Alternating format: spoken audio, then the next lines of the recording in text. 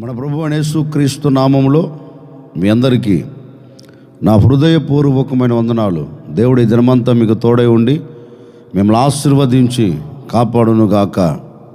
పరిశుద్ధ గ్రంథంలో నుండి ఆదికాండం 16వ అధ్యాయం 13వ వాక్యాన్ని నేను చదువుతూ ఉన్నాను. మీ పరిశుద్ధ గ్రంథమైన బైబిల్ తెరిచి చూడండి. అది చూచుచున్న దేవుడవు నీవే అని పేరు తనతో మాట్లాడిన యెహోవాకు పెట్టెను. హాగరు ఇంటిలో నుండి పారిపోయి అరణ్యములోనికి వచ్చిన తర్వాత దేవుడు తనతో మాట్లాడిన తరువాత ఇప్పుడు దేవునికి ఒక నామకరణ చేస్తుందండి. అయ్యా, నీవు చూచే దేవుడవు. ఏ సందర్భములో హాగరు ఆ మాట చెప్పింది అంటే ఇంటిలో నుండి పారిపోయిందండి. పారిపోవలసిన అవసరం దేనికి వచ్చింది అంటే ఇంట్లో కలుగుతున్న శ్రమ వలన, ఇంట్లో పెడుతున్న బాధ వలన, బాధను భరించలేక, శ్రమను సహించలేక ఇంటిని విడిచి పారిపోయింది. ఎందుకు పారిపోయింది అంటే కట్టుకున్న భర్త తనను అర్థం చేసుకోలే, ఇంట్లో ఉన్న తన అక్క తనను అర్థం చేసుకోలే.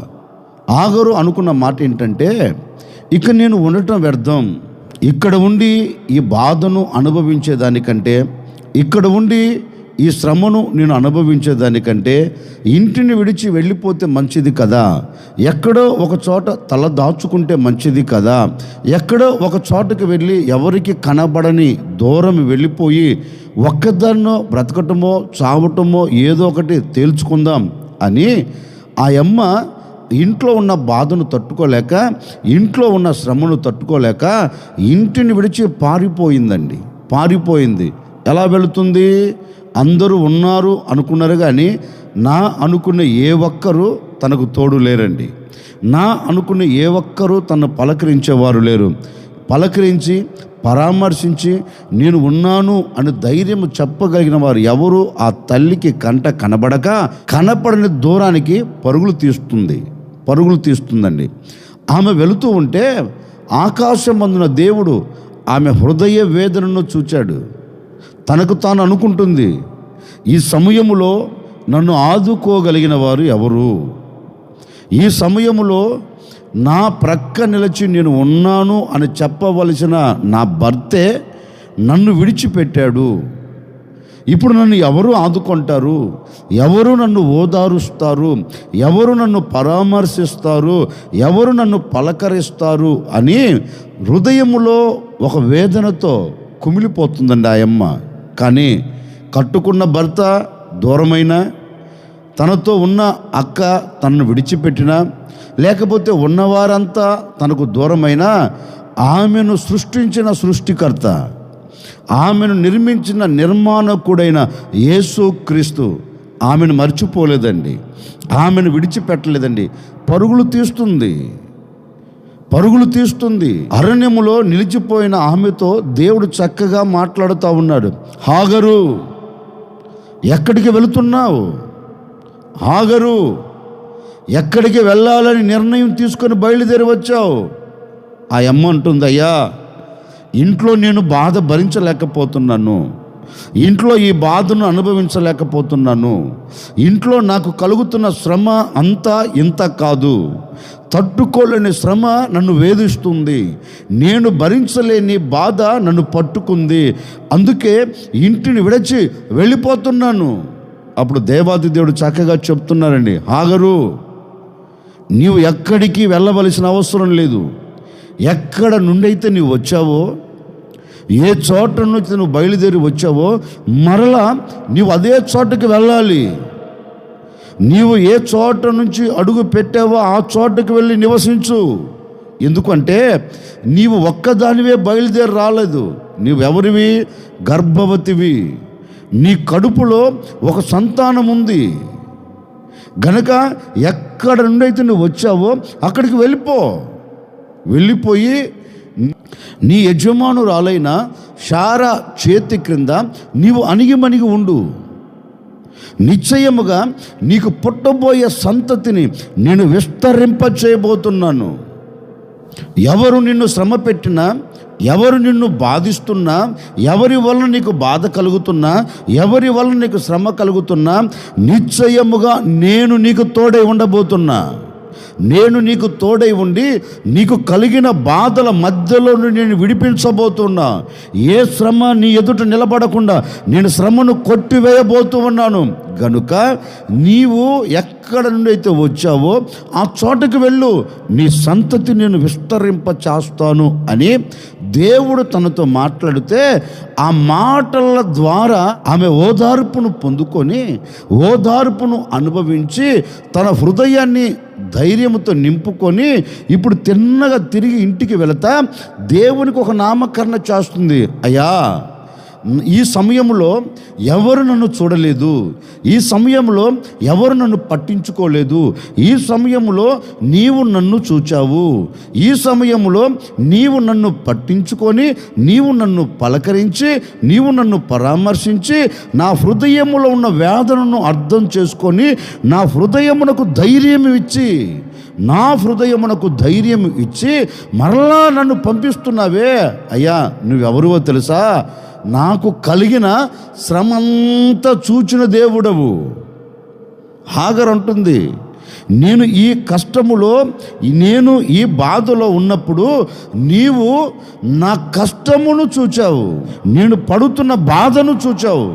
నీవు నన్ను చూచి, నీవు నాతో మాట్లాడి, నీవు నన్ను పలకరించి ధైర్యముతో నింపావు అని ఆ అమ్మ దేవునికి నామకరణ చేస్తుంది. నువ్వెవరువో తెలుసయ్యా? నీవు చూచే దేవుడవు. నిజమేనండి. ఆ తల్లి చెప్పినట్లే మనము ఆరాధించే దేవుడు ఎవరో తెలుసా? నేను ప్రకటించే యేసుక్రీస్తు ఎవరో తెలుసా అండి? సమస్తమును చూడగలిగిన వాడు, నీ పట్ల సమస్తమును తేటగా చూచి ఒక అద్భుతమైన కార్యమును జరిగించగలిగిన ఏకైక దేవుడు నేను ప్రకటించే యేసుక్రీస్తు. అందుకే ఈ ఉదయకాల సమయంలో ఆయన ఎలా ప్రత్యక్షమవుతున్నాడో తెలుసా? చూచే దేవుడిగా.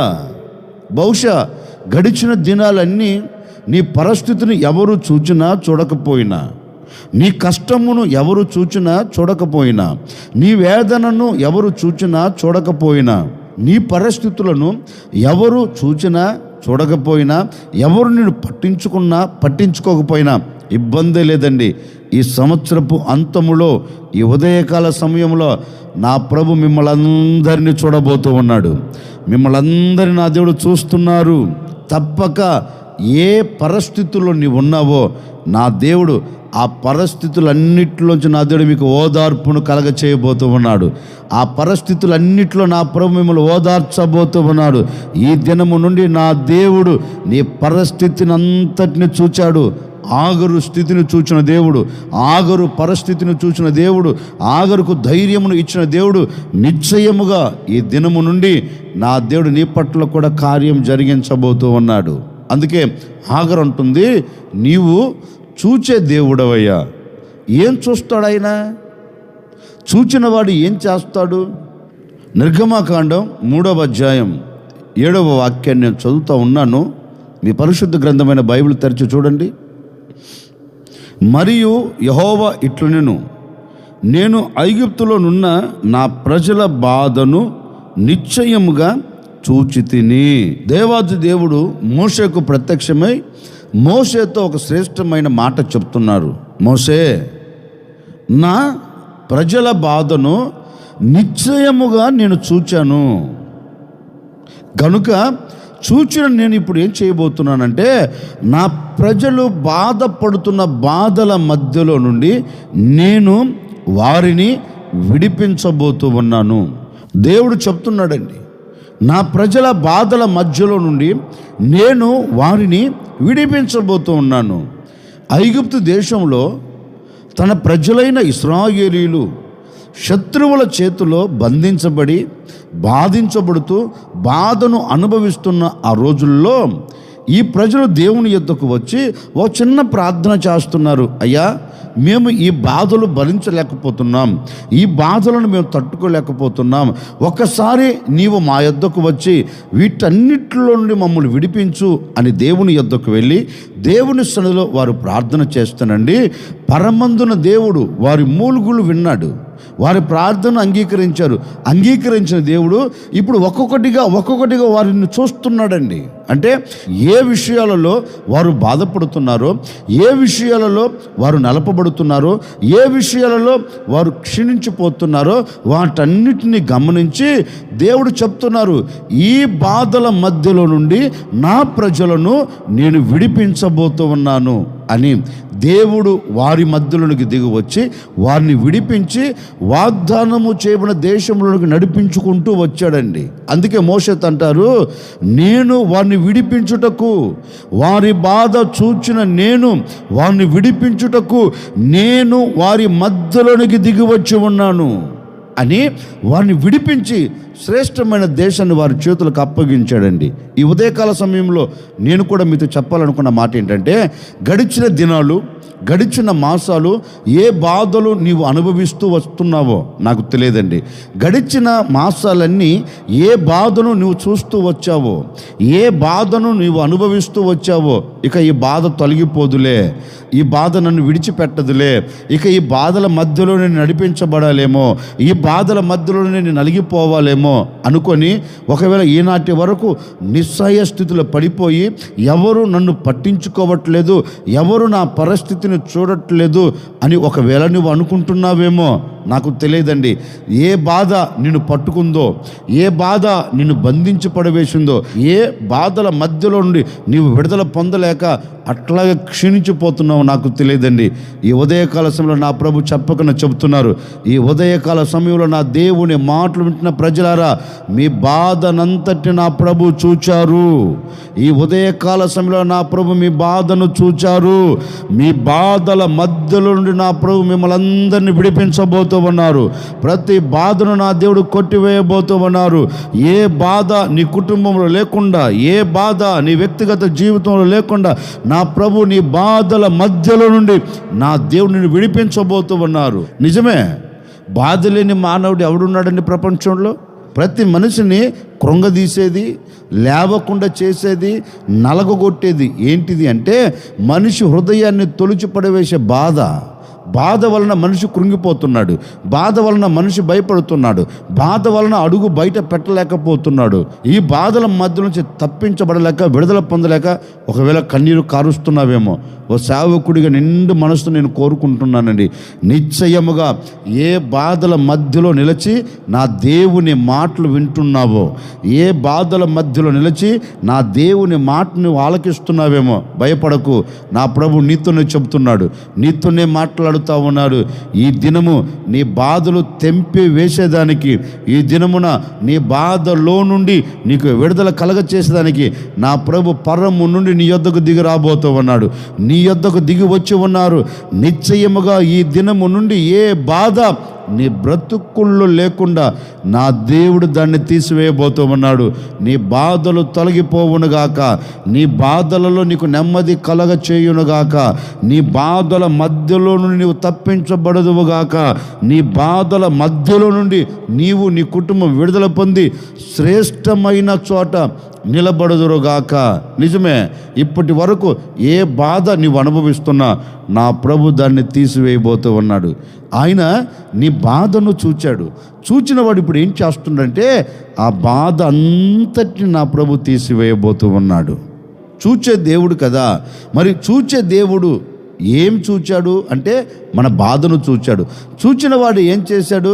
మన బాధను కొట్టివేసి మనల్ని శ్రేష్టమైన మార్గములో ఈ దినము మొదలుకొని మనలందరినీ నడిపించబోతూ ఉన్నాడు. నీ బాధను చూచాను కదా, ఇక బాధను కొట్టివేయబోతూ ఉన్నాను. నీ కన్నీరును చూచాను కదా, నీ కన్నీరును తుడిచివేయబోతూ ఉన్నాను. అన్యాయమును చూచాను కదా, అన్యాయమును తీసివేసి నీకు న్యాయమును జరిగించబోతూ ఉన్నాను. నా ప్రభు ఈ దినం నీ బాధల మధ్యలో నుంచి నేను తప్పించునుగాక, నీ కన్నీళ్లను తుడిచివేయునుగాక, నీకు న్యాయము మాత్రమే జరిగించునుగాక. నిశ్చయంగా ఈ దినం నువ్వు అడిగి చూడు, ఈ అనుభవాలలో నా దేవుడిని తప్పక నడిపించునుగాక. తలలు వంచండి, వచ్చిన ప్రార్థన. ఆశ్చర్యకరుడా మీకు స్తోత్రాలు చెల్లిస్తున్నాము తండ్రి, నీవు చూచే దేవుడవని మీ లేఖనాలు సెలవిచ్చినట్లుగా నాయన మా బాధను, మా కన్నీరును, మాకు జరుగుతున్న అన్యాయమును మీరు చూచారు కదా. చూచిన దేవుడవు బాధను కొట్టివేస్తానని, కన్నీళ్లను తుడిచివేస్తానని, న్యాయమును జరిగిస్తానని మాట ఇచ్చి ఉన్నారు. ఎందరైతే ఈ ప్రజలు కోరుకుంటున్నారో బాధ తొలగిపోవాలని, వారి బాధ తొలగిపోవునుగాక, వారి కన్నీరు తుడిచివేయబడునుగాక, వారికి న్యాయం జరుగునుగాక. నాయన, న్యాయము జరగాలని కోరుకున్న ప్రజలు, కన్నీరు తుడవబడాలని కోరుకున్న ప్రజలకి, బాధ తొలగిపోవాలని ప్రార్థిస్తున్న ప్రజలకి నిశ్చయముగా ఈ అనుభవాలు మీరు దయచేయబోతున్నందుకై, చేసినందుకై ఈ దినమున ఈ ప్రజలు చూచేటట్లుగా ఒక అద్భుతమైన కార్యమును మీరు జరిగించమని యేసు నామములు అడిగి వేడుకొనుచున్నాము తండ్రి, ఆమెన్. నా ప్రభు దినమంతా చూచే దేవుడిగా నా ప్రభు మీకు తోడై ఉండి, నీ బాధల మధ్యలో నుండి, నీ కన్నీల మధ్యలో నుండి, నీకు జరుగుతున్న అన్యాయము మధ్యలో నుండి నా దేవుడు మిమ్మల్ని తప్పించునుగాక.